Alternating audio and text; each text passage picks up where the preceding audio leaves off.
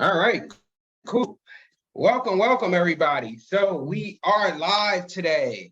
Last month of the 120-day sprint for the summer. We are going into September tomorrow. Wow. But we got some amazing guests on the show today. We got Yuri Margolin from Moving Sales Professionals. We got Ellis from, I think, Black Tie Moving, if I want to make sure I got the right name. And he's just been crushing it. I don't know if anybody's been seeing his trucks, his guides, like everything is looking spectacular. How are you, Ellis? I'm doing great. Thanks for having me on. I'm pretty excited to be with you guys this morning. Awesome. So tell us how business been. Business has been great. I mean, we are, we go as the retail world would say as real estate agents go, but we have found some very unique ways to create additional business opportunities from a B2B standpoint. So it's been a great summer and looking forward to making some impact in the third and fourth quarter. Gotcha. And Yuri, how's everything been going for you for this summer? I mean, it's been steady. We can't complain about that. But then, at the same time, we're definitely seeing, honestly, we definitely are seeing some smaller places going out of business. I mean, that's the reality of it. There's no way to sugarcoat it. I mean, I think a lot of it has to do with people just not, it has to do with when they came into the industry. Mm-hmm. And it has to do with the fact that it just seems like they weren't prepared for things to slow. Oh, no, I don't think even though it was highly spoken of last year. Yeah. But I mean, it's like I said, I think the big issue is people that are companies that are not willing to do things differently. You gotta adjust, and I'm sure Ellis will agree with me on that, but you gotta adjust to the market. You gotta adjust all the time. You gotta be on your toes. You can't, just because something worked for you last year doesn't mean it will work for you this year. I mean, it might, but there's also a chance that it won't. So you gotta always kind of be able to pivot, Mm-hmm. Trying to give me 1 second. Okay. When your phone volume don't want to turn down. All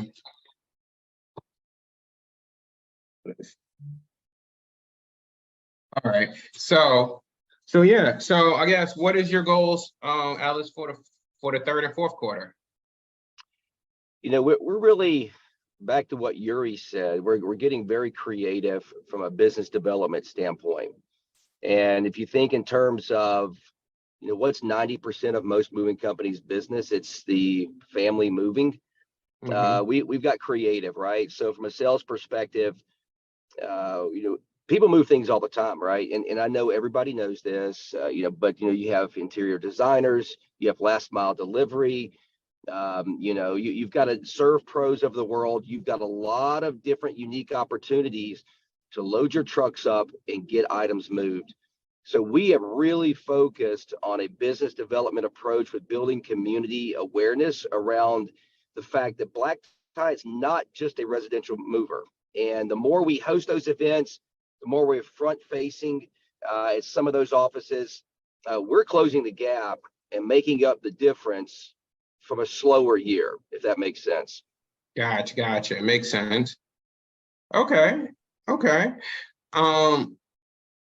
No, definitely. I believe we've all talked about diversification, definitely diversifying the business, because just depending on residential and knowing that residential market was the main market to get hit this year, it just leaves us all just competing for, the little bit of customers that's looking to move. If we could get into clean outs, or clean outs or cleaning services or painting services or anything that we need to do to diversify where it won't really take us too far out of our reach. I think that's going to be the best goal for everyone. Look at it this. Go ahead, Yuri. I'm sorry. No, go ahead. Look at it this way as well. Let's say on average you have a certain location that books 30 moves a month, right? Mm-hmm. They're moving, but what do they have to do before they move? They have to pack.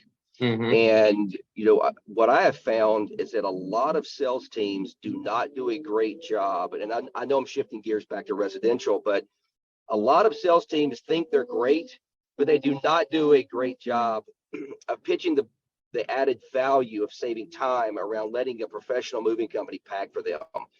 And what we're working on and what we're seeing better results with is, talking about, what's being packed, what are the most delicate items, what typically breaks in a move. And so on top of the B2B side of things, I've really lasered in with, we get a phone call and it's a residential move. Let's take that one move and turn it into two. And even if we converted a 8 to 10% conversion with adding packing, that makes monumental revenue changes, right, to the top line. So I think if every moving company would say, we've got a packing focus, right? So we know people are going to move. We know we're going to book moves. So let's quit saying we're booking moves. Let's talk about booking packings and challenge your sales teams to book pack jobs. So most good sales guys, I know Yuri does this, they set booking goals, right? By the hour, by the day, by the month, so on. But what if we didn't do that? And we said, we want you 10% of every job you book, 10% of those have to have pack jobs attached to them. If we did that, right, and we quit talking about booking moves and started talking about booking packing jobs, I mean, I'm telling you, you would change your business. And it's going to force your sales teams and your sales managers to think differently, right, and pitch differently. And when do you bring that up? Is it during inventory or is it the beginning of the sale? There's different unique ways to do that, right? There's no cookie cutter answer, but focus less on the booking the move and focus more on booking packing. We've done that and it's made a big difference in our industry as well here over Black Tie. I think one of the big things, I think one of the big things with packing jobs, and you've heard me say this before, Wade, like one of the big things that I would focus on is like the way that we've always done packing is we increased the hourly rate to include the materials. So we never did that piece by piece by piece for a full pack, because I think that's a mistake personally. Because you can do it any way you want it. And obviously for our clients, we do whatever our clients want. But my personal opinion is that if you have, like, customers like to hear the words, it's included, right? They like to hear that. They like to hear words, it's full service. They like to hear words, supplies are included. They like to hear and know that they don't have to count every single box. They don't have to count every single roll of tape. They like that. That's makes them feel special, makes them feel like they're getting something that is exclusive, right? And the best way to do that is that whenever, I think it is during the inventory process, Ellis, because the moment you start seeing all these glass and fragile pieces on that inventory, don't even talk about estimated, talk about full packing immediately. When you hear curio cabinets, chinas, TVs over and over again, mirrors, when you the glass tables, when you start hearing glass, that's your hint. Yeah. When you start hearing that, that's your hint. I agree. And I think inventory is the natural point to do it. I think for me, it's saying, hey, Mr. Yuri, we've talked about a lot of delicate things. We've talked about a lot of investments you have in your home.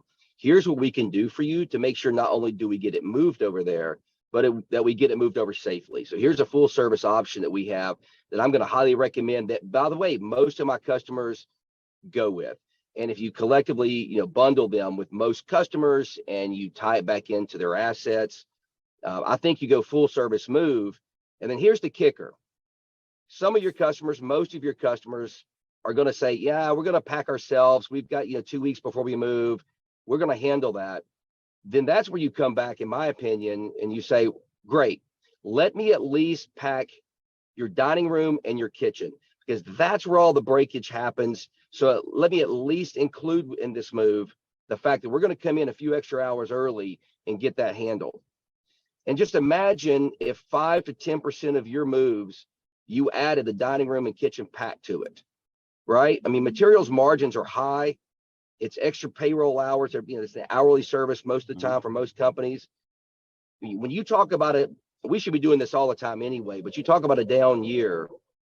This is where you make the small changes to your sales pitch or consultation really make a big difference to your top line. And I guarantee you that if I shadow most sales organizations within most moving companies, their sales teams do not feel comfortable having those types of conversations. Which I don't get, because that's extra money. I would agree. And you know how I feel about that. Mhm. Yeah, and that's why, like, I know that you're big on not using scripts, Jerry, but I feel like, even with, free speaking on the sales, when you get to that sales part of it and you're building a rapport with the customer, I feel like, hey, having those upsell questions in the beginning. Hey, you know what? Do you need any packing services? Even if they say no at the first beginning, Mhm. hey, you can reiterate it once you get their inventory. At least you put it in their mind. Right. So I'm not against scripts per se. My view is a little different. Like, and if you guys listen to the one podcast I did with my former boss, you kind of like, I didn't realize that they did this, that their focus was actually on free flow, even though to us it felt like it was scripted because there were certain mandatory things that we had to say, it actually wasn't. And he actually encouraged the free flow, which is exactly what I did and I excelled at. But I think script itself needs to be there for new hires that have no experience in the industry whatsoever, or very little experience in the industry, right? So for me, at this point, over and over again, I do not anymore at this point hire any salespeople that worked for any other moving company before me. I do not, because every time we've tried it, it ended up being a disaster, because they come with preconceived notions, they come with mistakes, and they don't want to do it our way. And our way is to make sure we avoid as many issues as possible. Well, look, anybody that books with us, that has us doing sales, they should feel confident that the things are going to be done the right way and that we have their interest in mind. And we're not there to create issues. That's why we're still available on the moving day, to avoid those things. But Yeah, that's I would say that's interesting, because it's like, I get it. You don't want to bring someone over with bad habits. Yeah. But and the they're thing very is, hard to get rid of. oh yeah, and the thing is, That's I the was thinking, problem, the getting rid of part, not yeah, so much what they come in with. It's the fact that, look, I'll give you an example. There's plenty of moving companies out there, and I'm not going to mention any names, although I know a few, that basically say to the sales rep, just book whatever you can book, and if there's any issues, we'll take care of them on the day of the move. The foreman will take care of it, and you don't have to worry. Just book it, right? Well, if that's the case, and if that's the policy of the company, right, then that sales rep is going to book a bunch of minis, right? He's going to quote whatever, and he's never going to hear that all those companies, all those booked jobs were big issues on the day of the move, because he doesn't have to deal with it. That's not his work, right? So if a sales rep like that comes to me, he thinks he's this great, the next messiah when it comes to booking jobs for a moving company, right? But the reality is that he was quoting minis the whole entire time. He was not obtaining proper inventories. He was never really taught per se how to quote things correctly, right? So if he comes to me, he's going to find that it's not going to work, because now he has to do it the right way. And if he already has it in his head that he's this like super sales guy, sales girl, whatever, he's not going to listen to me. He's going to be like, I know what I'm doing. I booked whatever, $500,000 in job last year, or whatever the heck, or last 6 months. And I'm just amazing, and why are they telling me what to do? I know, I got it. And then immediately the first 5-10 jobs that take place, we're going to know that it's not, and like it's a mess. And then it comes a fine line with that point. It's like, okay, how much more mess are we willing to deal with? If we have to deal with every single job because it's a mess, it's better to just teach the person right the first time. So what about the issue of the no industry experience per se? Granted, you could sell. Well, to me, right, but the people with the sales experience, which is the only thing I'm looking for. Like, that's like, I want them to be able to sell. Why? Because if somebody says something on the call, right, that's a hot button for that person, I want that salesperson is going to know, aha, that's the hot button. That's what I like. If I keep pushing this, I'm going to get this guy, right? That's one thing. I don't want to teach people how to sell. I do want to teach them how to sell in the moving industry. And I think that that's a much easier adjustment. Now, don't get me wrong. Not every person is going to adjust. If you're in strict medical sales and you cannot, and you don't have, like, you've been used to doing it specific way, and you do not have it in your mind into freelance, then you're not going to be able to do this. At the end of the day, we need to make connections with people. This is what this whole business is about. Whether it's because. So I was going to say the notion of selling, with the moving industry, I feel like it's different from selling cars to booking a movie. It's one of those things where it's like, are you giving the customer all the information you give them, holding their hand from the beginning to the end to make that final decision? Like, I guess I wouldn't necessarily tie that into sales. I would consider that more of a conversation, I guess. But if you don't know the industry, I guess where does that come from? If you know sales, look, there's a lot of people tie moving industry and they think that their salespeople need to have moving industry experience to be successful. I disagree. I think, and this is, I'm coming from years of call center experience. When I started doing moving sales, I've never done them before, but I was able to book right off the bat immediately. Like I had to learn things. I had to learn certain things the hard way. When you mess up that first quote and you have to call that person the day before the move to tell them that you screwed up, that's part of learning experience. That has to happen, because once you have that sinking feeling inside of you, you're like, ah, shit, I messed up. And now I have to tell this nice lady that I messed up and that her move is going to be a couple $100 more than what I told her. Like, nobody wants that feeling, But I think that you don't have to be a strict moving industry guy coming in to get that. If you, as a salesperson, if this is your specialty, right? If you know how to listen, if you know how to talk, the only thing realistically that you need to learn is, how does a moving company operate? And this you can teach, this you can explain, this you can tell people about, right? How does the quoting process go? What do you need to get, what you need to focus on, right? Just those type, like all those, everything else that I feel for new people, when I bring them in, I tell them right off the bat, your first week, 2 weeks, a month, you're going to get a lot of information. It's that information and how quickly you're able to process it and use it on the call.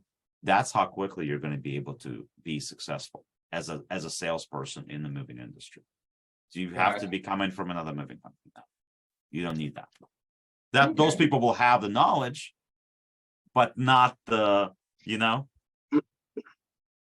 I think for me, I agree with Yuri. I think for me, I don't use the word salesperson in my company at all. We're consultants. And when I built my sales team, I did not hire anybody from the outside with moving experience, because I wanted to base this around structure. We talked, we started this with scripting, and I think scripting is a good skeletal approach to teaching a new consultant, or maybe if you're teaching a new technique, you script something to show them the framework of what it's supposed to look like. And then the artistic side of selling is the person's personality and how they approach every customer based on the customer's needs, right?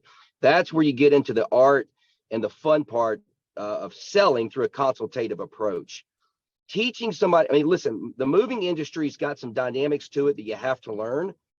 But in my opinion, what really gets most moving consultants is the operational side of the quote, right? So if you're selling cars, or you're selling furniture, or you're selling anything else, there's not a lot of operational mindset that has to go into closing the sale.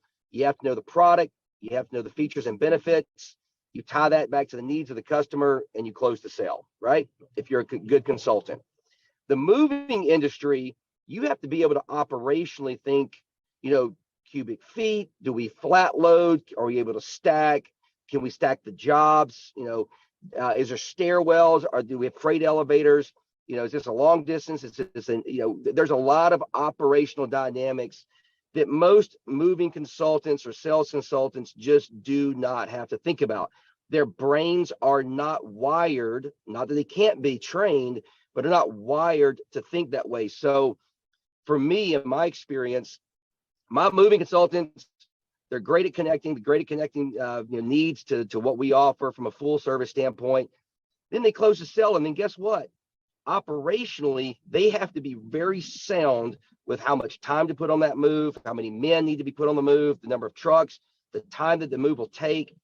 That operational side, I find that I have to spend more time coaching, training, and teaching somebody. And that's just me, as I interview the right people, making sure they're smart enough, honestly, to catch on to that operational component quick enough to make a faster impact to the business. So if you want to say, who do you go after when you're trying to build a sales team in the moving industry? In my experience, a good consultant, someone that listens more than they talk, someone that can connect features and benefits to needs, but also has the flexibility and the patience to not stack them high, watch them fly, book minis, but take the time to operationally set up the move for a good experience, and so that we can maintain good margins without making a lot of mistakes on day of move. And I know that's a mouthful, so I apologize. No, I that makes agree a with lot of that. sense. I've always felt like, hey, if you had the systems and processes in place, you can almost teach anybody that's willing to learn. That was my logic behind it.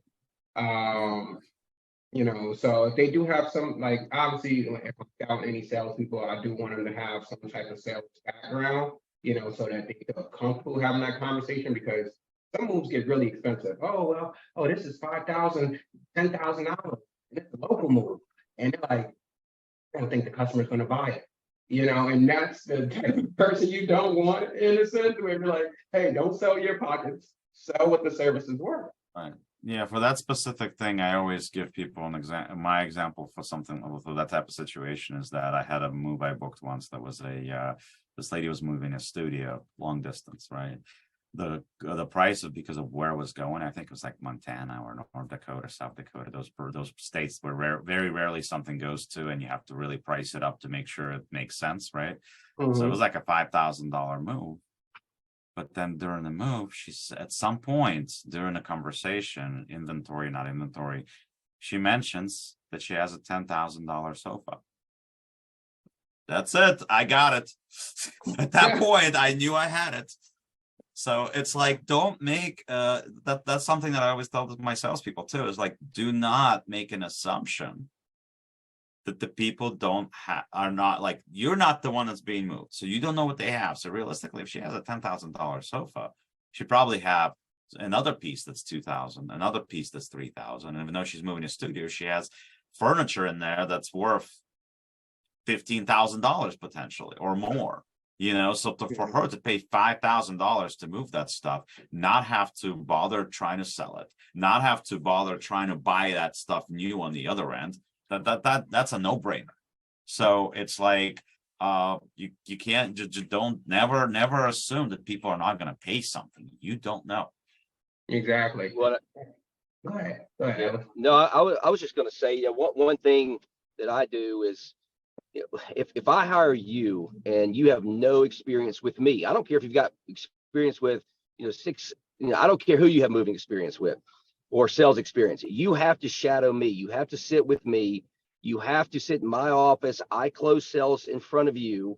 We go back and forth taking calls so that you can see what right looks like. And then we debrief. We have conversations about the different, sales that didn't close, or maybe the objections or stalls that were pitched. We define what an objection is. We define what a stall is after the call's over. We talk about the bigger moves. And so they see what right looks like, number one. And then number two, I personally do not just cut my sales guys loose to book any single job, right? So they have to graduate to certain level moves. I'll give you an example. When they come out of, and when they're certified by me, they can book a job up to 2,000 square feet, right? Okay. And That's a good way. if they're doing, like and if they're that. doing those well, and I'm auditing those, and I say, okay, well, you quoted it here, it closed out at this price.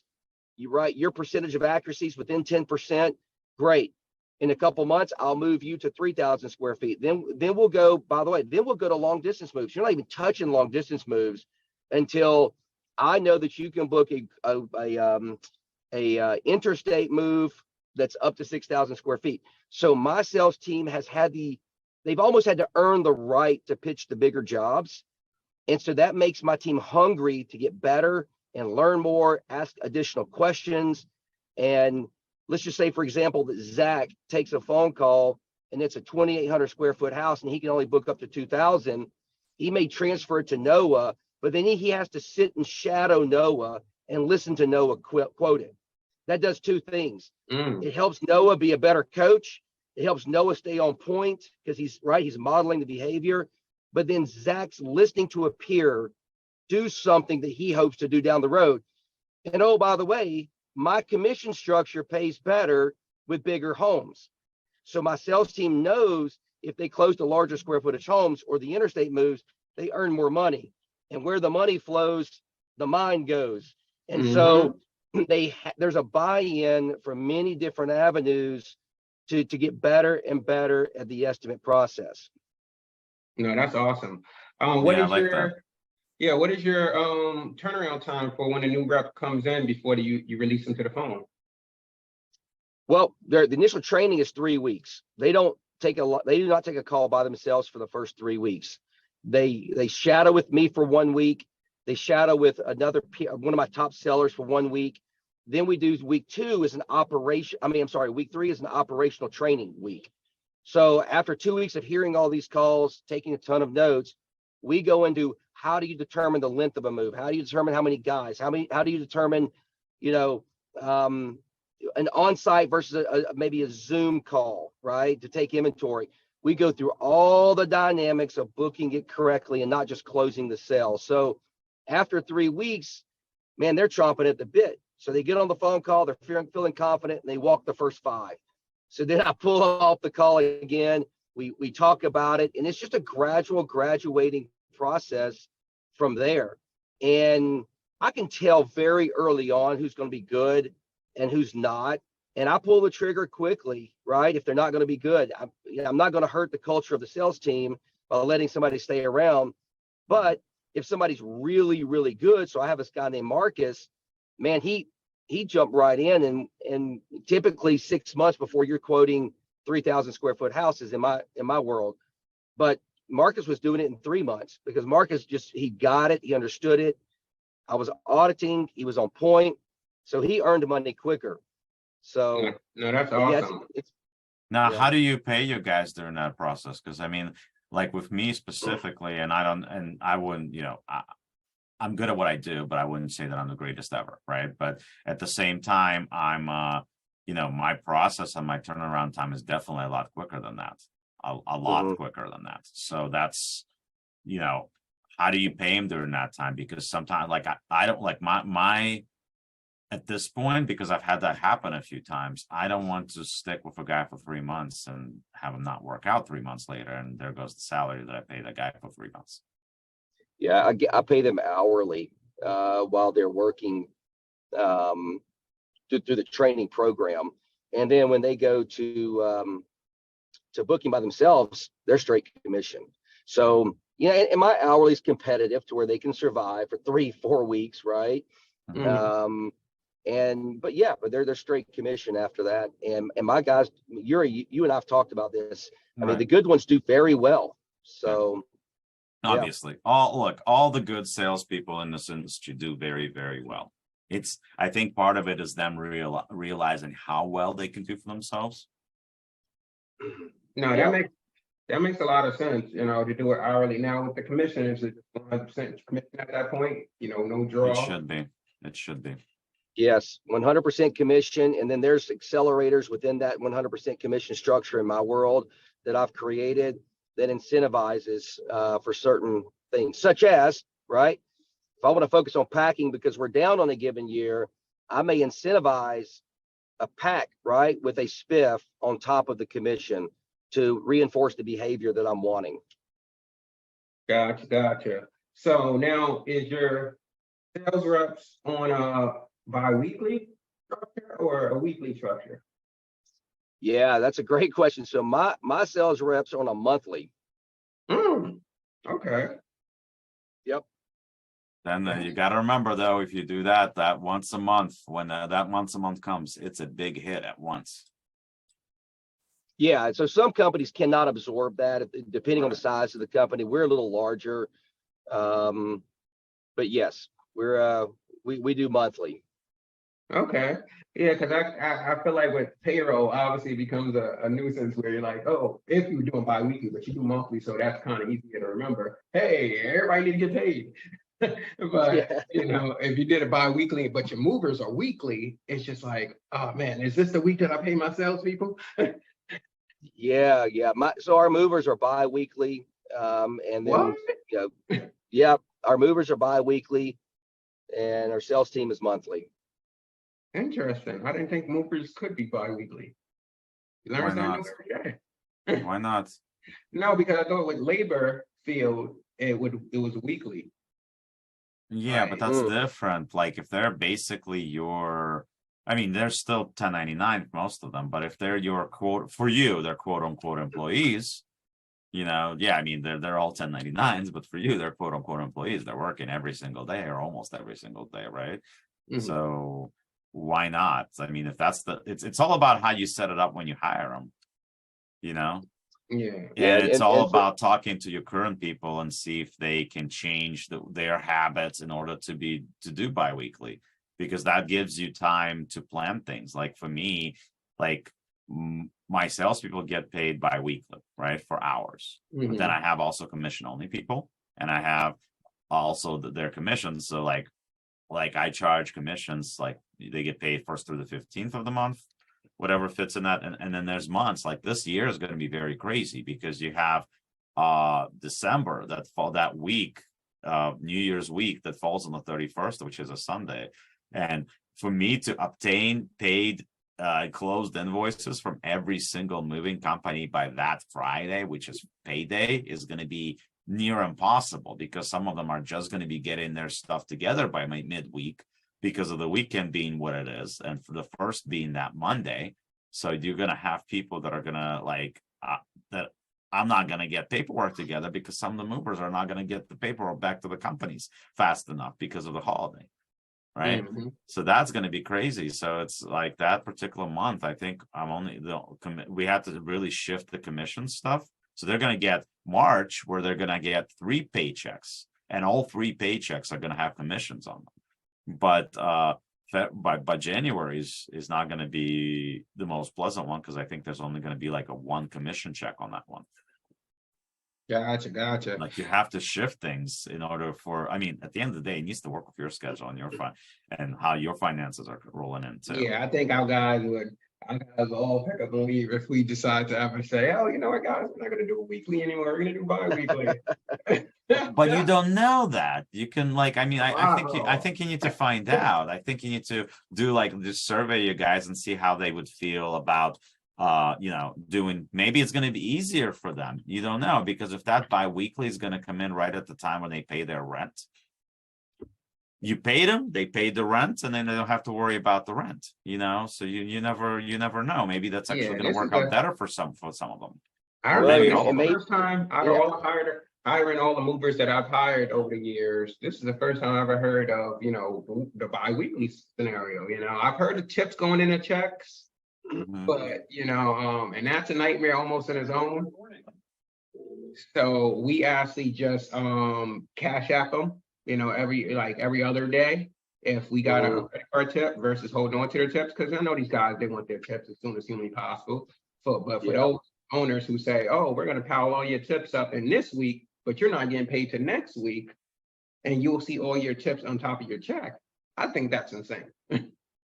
Yeah, I would pitch it this way. I would say, hey, how often do you get paid weekly? And then by the couple days into the next week, you're already out of money, right? So what we have found is that most movers like to get paid bi-weekly within the industry because it helps them get on a regular pay schedule and helps them pay their bills more accurately without running out of money. And even though getting paid weekly feels better, bi-weekly we find works better financially for most movers.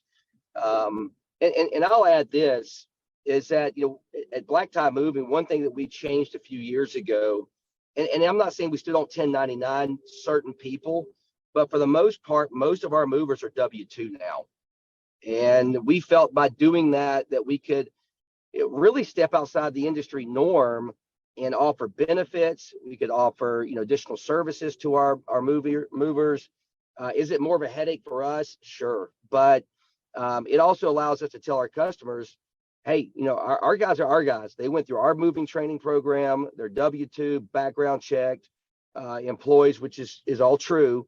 And, it took a lot of infrastructure change, but it has allowed us to do a few extra bells and whistles type of things for our movers.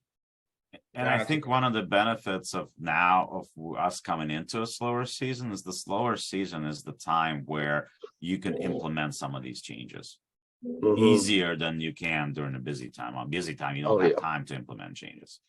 Yeah, I feel like you guys can't to get paid Friday and they broke by Sunday, and I feel like if these guys had to wait a whole 2 weeks to get paid, man. But you got to remember the amount that they get paid weekly is much smaller than what they get for the 2 week period. So maybe it would get them, once again, it's something that I would talk to you guys about, because maybe that's a way that's going to basically help them budget better, teach them to budget.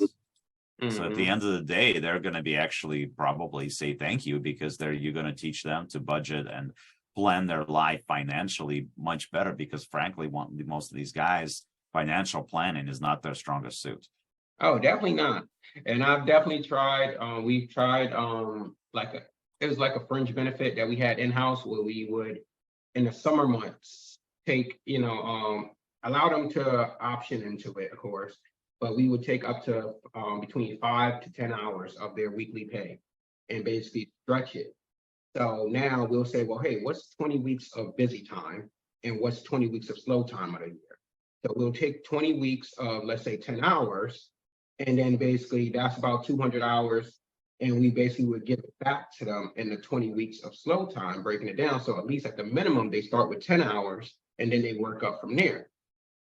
And we tried that a couple of years in a row, and it's just like, guys, just like, oh, I need my money now. I need my money now. I can't, I don't want to, wait till later, or whatever the case is. And, and then later they're like, I'm not making any money.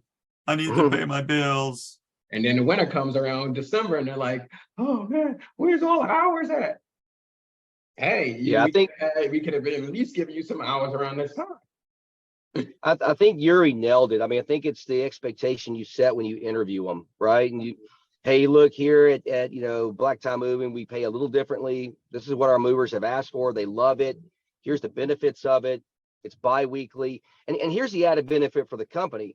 If they're getting paid bi-weekly, right, they're hanging on longer, right? And the attrition from our end's not as great because they're more vested because of the bi-weekly pay. So it's helped payroll attrition also for us. Gotcha. Yeah, that payroll definitely be double. Normally, if it's like 7 to 10 grand, you might as well say it's going to be about 20 grand next week. That's a but fact. It'll be 20 grand either way. It's just you're paying it all in one big lump sum. Yep. Now, Ellis, with regards to your sales rep, now you put them through the 3 weeks training. Now, are they still waiting for the end of that month to get paid, or how soon are you paying them for that training time? Yeah, so I usually I try to hire them at the beginning of the month, right?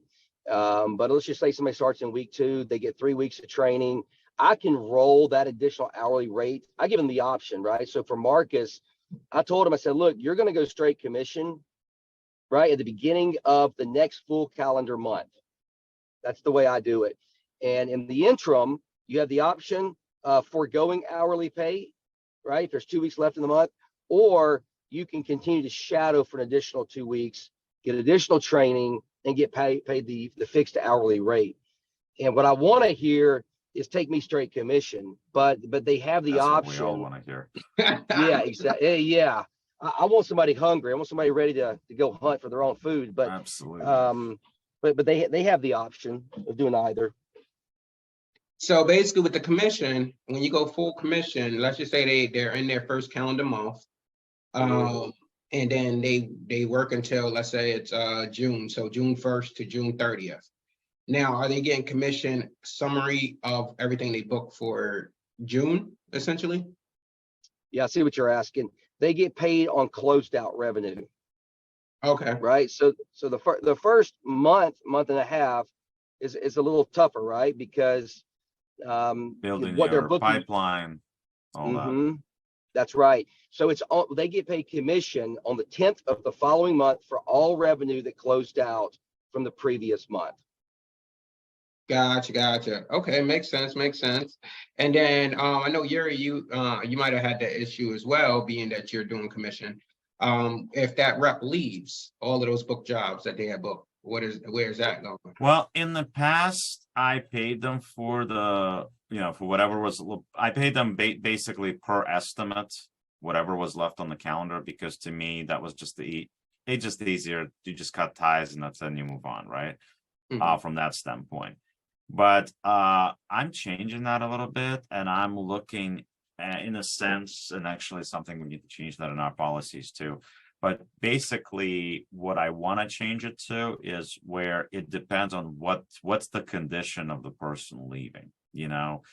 Is it a condition where we have? Because for me, like, and I say this all the time, people fire themselves at this place for us, because if they do what they're supposed to do, unless it's just somebody that just does not get it, which we just had to let a guy go like that, then thankfully that was the only person that we had left like that, because we did do some weeding out recently. But unless it's somebody like that, in order to not succeed here, if you have all the tools, it's simply not following what would make you a successful sales rep, basically, in this industry. If you're not doing it, if you're not doing the follow-ups the way that you're supposed to, if you're not quoting the way that you're supposed to, if you're not asking the questions like you're supposed to, So getting back to what you were asking, and I had to go on a tangent there for a second, but getting back to what you're asking, if they get fired, or rather they fired themselves, that means they weren't doing something right, which means that we had a lot of money that was going to nowhere. Money was being left on the table. So if it's that type of situation, and this is something that we will change in policy, at that point, I don't think they should get any commission if the stuff is left, because they're fired basically for not doing their job. So if you're not paying them commission on those things that are left, you're basically recouping with the time that you've spent, the aggravation that some of those situations cause, especially if people weren't doing what they were supposed to do. I'll tell you. I'll tell you something else that you can do, or at least consider, is in my world, what I require, and Yuri and I talked about this on a podcast. When you book a job, your job's not over as a sales consultant. Right. You've got to see that move all the way through. So what I mean by that is, are we going to do the confirmation calls for operations? No. But if the customer has questions, or there needs to be edited adjustments, day of the move, there's customer service issues, my original sales guys are getting back involved. So in order to pay that commission, you've got to work it all the way through. So if somebody quits on you, or you have to terminate them, did they work it all the way through? They did not, right? And so your wording has to be correct in the offer letters. But if I book a move, close it the day of the customer calling in, and then I leave prior to that move happening, and Yuri has to handle customer service issues related to that move, Yuri gets that commission, because I wasn't here to take care of it, and Yuri finished it up and ensured a good customer experience. Gotcha. Yeah, that makes a lot of sense. Yeah, we had that situation. We had this kid that worked for us, Morgan, and awesome in sales. Like, sounds great on the phone, everything, but he didn't want to deal with any of the issues. He didn't want to call the customer if he misquoted. He didn't want to do any of that stuff. So my manager's staff, so he calls her, and she calls him out on it. She says, "This is wrong. You need to call. You need to fix it." And he says, "Well, I'm trying to book another job right now. Can you call him?" And she's like, "Sure." Wow. Guess what? Guess who's getting paid for that? That's right. Because to me, once again, that whole sunken feeling about screwing up a job, you need to go through that as a sales rep. And you need to go through that. If it has to be more than once, it has to be more than once. But you need to go through that, because once you go, if you're a good person, that's going to turn you upside out to have to go through that process. What does that mean? They're going to work that much harder to not find themselves in that situation ever again. So that means they're going to be more thorough on their inventories. That means they're going to ask more questions. They're going to do things that they need to do in order to not have that feeling, because it sucks. So It does. And I'll tell you, my sales guys work with my operations team, right? So there's a silo that does not exist between the two. And so if you're the operations manager or you're the crew lead and you're on a job that I booked, you have my cell number. I mean, you can call me and say, hey, Ellis, look, you booked this for, one truck, 3 guys for 6 hours, but we walked in and there's a walk-in attic that's not in your inventory list. And so I can go pull that call. I can listen to that recorded call from the estimate. And then I can talk to the customer and say, hey, Mr. Johnson, you and I, when we had the conversation, you said that there was no inventory anywhere else in the home. We're here that day, right? Now we're seeing a walk-in attic. So I'm going to need to add a guy and I'm going to add 3 hours, for example. And so my sales guys are learning, right? So when they hang up that call with that customer, they go, okay, next time I'm going to say, Mr. Johnson, Miss Betty, talk to me about a walk-in attic. Do you have anything there? So it helps my sales guys not only have to be accountable, but it reinforces the educational side of quoting a job correctly, because as they deal with jobs in the moment with the customers, as the teams are there trying to make the move happen, they're learning the dynamics of the move. Then they're not going to learn when a customer calls in. I mean, you have to remember the customer's not the expert on moving. They just have the need to move. We're the experts. And the only way a sales estimator or consultant gets that kind of experience is dealing with it day of move. And if you're not involving your sales team on day of move with stuff, if you're just pushing them to the corner and saying, book more jobs, stack them high, watch them fly, man, you are doing a disservice to your customers, to your operations teams, to your bottom line, because that's where moving companies get bad reputations, right? And that's where operations, moving crews hate sales teams hate moving teams because they're not connected. They're not working together. Right. And I think that boils down to company policy. I mean, obviously, stuff like this, it's much easier at this point in the game, right, to set up when you're a brand new company to the industry, because you need to set the stuff up from the get-go. You need to set up a process where your foreman gets there, sees it's a bigger job, picks up the phone, calls you or calls the sales rep, and then we take over from there, where we're calling the customer saying, hey, John, you have 500 more boxes than you told us about. That's not what you told me. Where did that come from? Oh, forgot a storage. Okay. Well, you got options. A, we move everything, or B, we move just the items on the inventory. What's your call? And then obviously if it's everything, it's going to be costing you money. You're repricing, you're doing all that right there and then before the guys even started. Right? Yeah. That's one. That's step number one. If there's a second job that was scheduled after this one, that's the next call. We call the second job and we say, hey, the guys just got to the first job. It's 9 in the morning or 8 in the morning. They just got to the first job. There's a lot more stuff. It's going to take them extra 2 to 3 hours more than we originally anticipated, which pushes your move back 2 to 3 hours. So you have a choice. We can reschedule this to a different day. You can go to work. You can do whatever you need to do today if you want to keep it. And the guys will call you, let's say, when they're finished unloading or when they're on their way. And then you can meet them. Or, or if you need to cancel because the time constraints, we understand, we'll refund your deposit.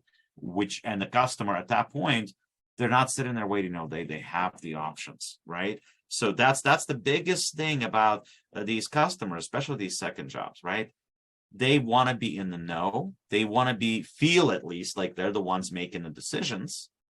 Like they're in charge of their move. They don't want to feel like you're making them do things that they don't want to do and they don't have a choice about. You want to make them feel like they have the choice, right? So when they feel that they have the choice, it's going to be that much easier for, first of all, if the guy decides, okay, I'm going to go to work. Now he's not sitting there and waiting all day. He's not losing money, and he's not pissed at you. He's not pissed at the guys. So when the guys do finally get there, they're still going to get their tips.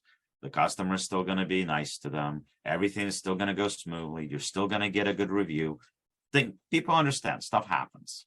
But what they don't understand is when the job is scheduled between 1 and 3, they call you at 3 and find out that the guys are not going to be there till 6. That's when a blow up happens. That's when bad reviews happen.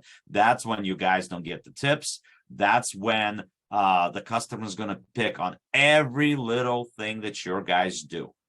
They see an old scratch that's been there for 20 years, they're going to claim you did it. Right. So I would say, okay, so basically we want to bring operations and sales, unite them.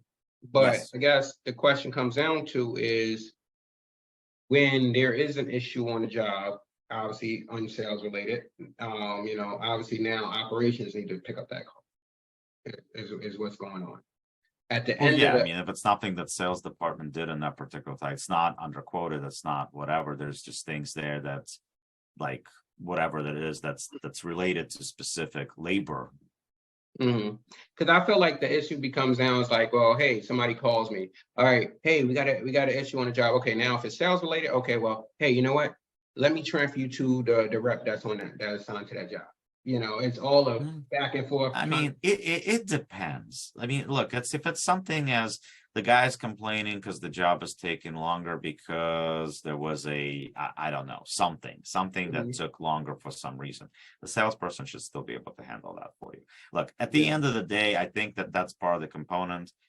For us specifically, we get commission paid on that. Now, don't get me wrong. If you want something different, there's call centers that are out there that frankly are done at the point of sale. We're not. So it's like that's part of the service that we provide is being able to help in that situation because we already established a relationship with that person. They already have there's at least some trust factor. We quoted it, the guys showed up, the guys are doing the job. The trust has already been built. Now, if it's taken a lot longer, as long as we have a good explanation of why, like for example, there's a very narrow stairwell, or there's a big piece that took forever to navigate because of the narrow stairwell, or if there is anything like that, where we're going to be better at explaining that to the customer potentially than the guys that are right there on the move. Well, and I think it's you're unless you have a 100% very good foreman, then Yeah, you're 100% right. I think it's as easy as the sales guy is the one that made the initial connection. They built the relationship initially. And so I think it's as easy as saying, hey, you know what? You've got some concerns. Let me have your moving consultant call you. They already know they've spoken to Ellis. They know Ellis from talking to him a couple of weeks ago. If I have to defer to operations, I can say, Jonathan, those are great questions. Those are operation related. I have a partner that's in charge of this crew. His name is Yuri. He deals with the operational side of things. Let me catch him up on what's going on. And how about I just have him give you a buzz, and we'll make sure we get this taken care of. This all boils down to one word, and it's communication. And if we just 100%. communicate with the customer, and by the way, I'm talking about at 1 p.m. I'm not talking about in the 11th hour towards the end of the move when we're about to ask for money.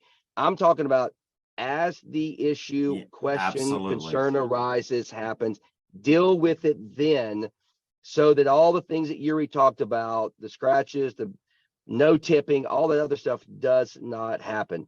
I have found that 9 times out of 10, when a customer is furious about X, it is because we did not address it at 1 a.m. We addressed it at 11 p.m. right before closeout. Oh yeah. Yep. Makes sense. But that's once again, that's policy right there. That's like, it's hard to institute when you have guys that have been working for you for 5-10 years. It's hard to get them to change something. But So when you're new or you're bringing in a new crew, that's the time to do that type of stuff. What's your take on sales closing out the jobs, or would you rather operations do that part? I think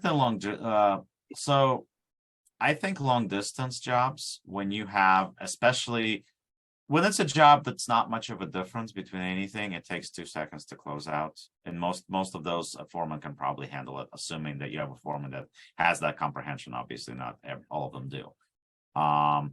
Now, if it's a long distance job and you're talking about a serious increase in inventory, then I would want the salesperson to handle that, because the way that I've always handled that is I would take that initial inventory, I would put the inventory list from the move, put them side by side, call the customer and say, hey, this is the initial inventory. This is the amount of items you had. It came up to X amount of pounds, for example, or cubic feet or whatever. This is the actual where you had, I don't know, 200 more items. It ended up coming up to this. So there's an increase. It's not because we misquoted you. It's because you had more stuff, and we can go through the whole thing. We have the full picture in front of us. So it's much easier to explain why things change, why the price is more, but why, any of that. Is the foreman going to do all that? No, the foreman's not going to see all that. Plus, are they going to be patient enough to talk through all that? Oh, no, probably not. And that's why I was thinking, like, we don't let our guys clock themselves out only because we want to make sure that, hey, you know what, that job that we closed out from the office, hey, it was closed out, it was done with. Hey, was all your things put back together? Was everything put where you needed it? Hey, guys, you got all your equipment, because we're going to charge you if you lost it. But it's one of those things where it's like you want to do that closeout to make sure that everything is good, because in my experience from having guys either close themselves out or fill out paperwork, you get that customer who's calling back and saying, well, hey, the guys got to put my bed back together, or they got to do this. And the foreman, hey, we got the paperwork for our timeout. Here's your work order, boss. And it's kind of like, why didn't you call me?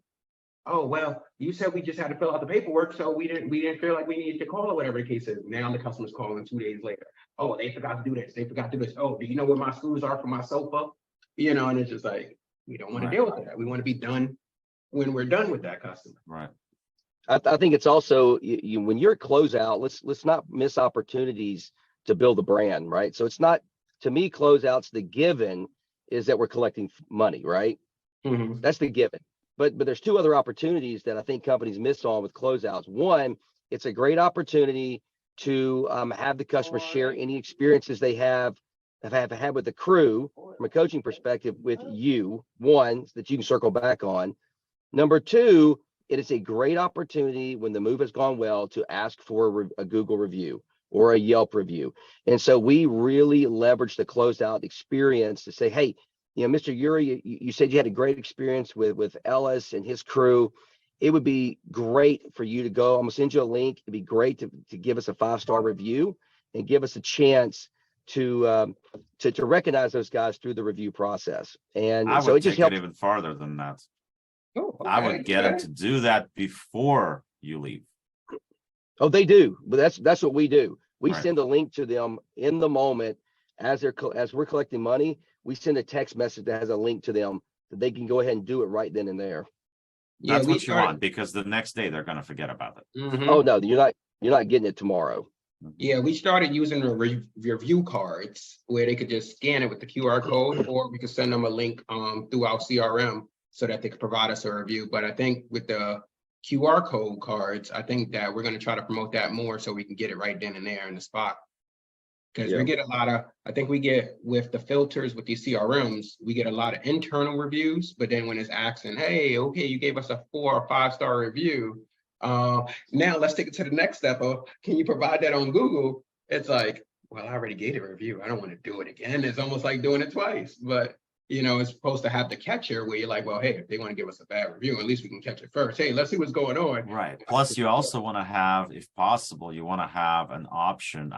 And like I said, I don't know what the mechanics behind that would be, but you want to have the options to direct them to specifically the place where you need it the most. Like if your Yelp is hurting, or if your Google's hurting, or if it's BBB or whatever, you want to direct them in the directions that are good for you. Yeah. Right. Yelp is always because let's say you got one bad review on Better Business Bureau and you want to cover that up, and you need 10 reviews for you to have 4.8 stars instead of 3 or something like that, then yeah, you need to file them to the direction that you need to file that's going to make you look better, right? Mm-hmm. And we ain't gonna talk about Yelp, because Yelp is always hurting, no matter how many reviews you get there. Hey, Wow, because Yelp has their own the system of that they can't even explain themselves how their algorithms work. A Trust me, I very had that special conversation with Yelp algorithm. people before. So, It's the one that nobody else knows. I think we all all right, have. guys. So we are at the top of the hour. This has been amazing topic today. And I hope that a lot of people are getting some insights, especially with sales. We are coming out the season. This is when you want to start game planning again. It is what it is. Some of us had a really great season. Some of us didn't have really a good season at all. But only thing we can keep doing is pushing the needle, keep making sure our systems are tight as possible, and we will ride this wave out. All right. Anything from you guys? No, it's great being here. Thanks having for us. having me. All right, definitely. We'll do it. We'll definitely do a repeat of this because we had too many golden nuggets to be dropping today. So we'll definitely be talking. Everybody else, have a great weekend, and we'll see y'all soon. Yeah, thank you.